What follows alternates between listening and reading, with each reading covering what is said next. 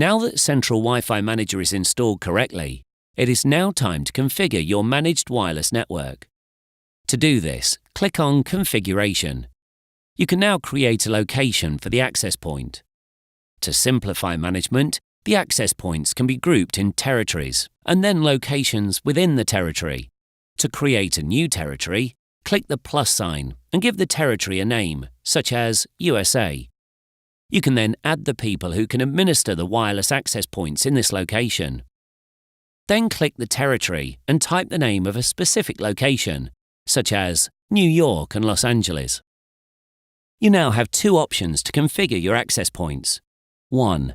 Export the AP configuration file and load it onto each access point so that they can communicate with the server and be configured remotely. Or 2. Configure the wireless settings on CWM first, setting parameters such as SSID, wireless password and bandwidth usage.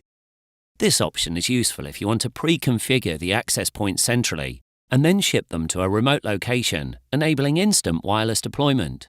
The former option is useful if you want to do configuration on site, allowing for the possibility to tweak the settings to achieve the best wireless signal for that location. In this example, I will set some of the key wireless parameters. Let's start by setting the SSID of the wireless signal. Select a location and then click on the plus sign next to the location to display the configuration options. D-Link's access points support up to 8 different SSIDs or wireless signals. Each SSID is assigned to its own dedicated VLAN, allowing the wireless traffic to be segmented, enabling traffic to be isolated from people even though they're all connected to the same access point. As a rule, the primary SSID should be used for internal or private traffic. With D-Link's Central Wi-Fi Manager, you can set different SSIDs for different wireless frequencies. I will set the SSID to CWM. You could set advanced features, such as should the SSID be set to broadcast to everyone and what security encryption protocol should be used to protect the wireless data. Now let's create a guest network, so visitors must access the internet via a wireless network called CWM. And for the purposes of this guide, we want to set a generic username of guest and a password, which will be used by everybody. As you can see, we now have 2 SSIDs broadcasting on our wireless access point. Now let's put some restrictions in place to ensure that someone on our guest network doesn't consume all the wireless bandwidth.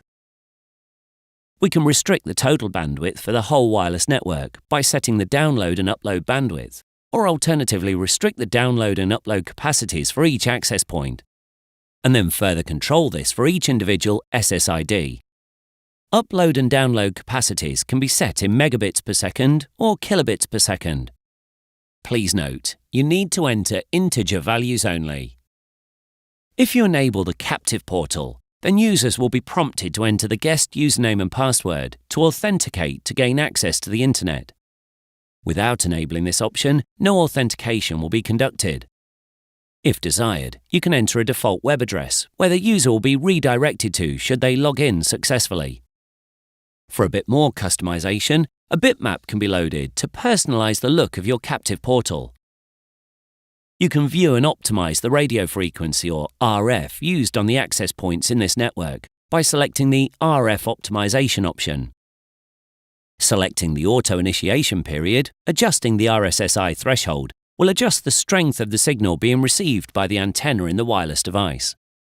Device setting allows extra refinement for your wireless network. You can view and configure the accessibility settings for access points in this network.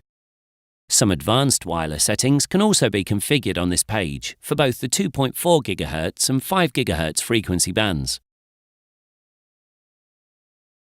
One such option is band steering, which automatically moves newer 5 GHz devices off the 2.4 GHz frequency, giving them a stronger, more reliable wireless signal. Finally, push the settings to the access point by selecting the Uploading Configuration option.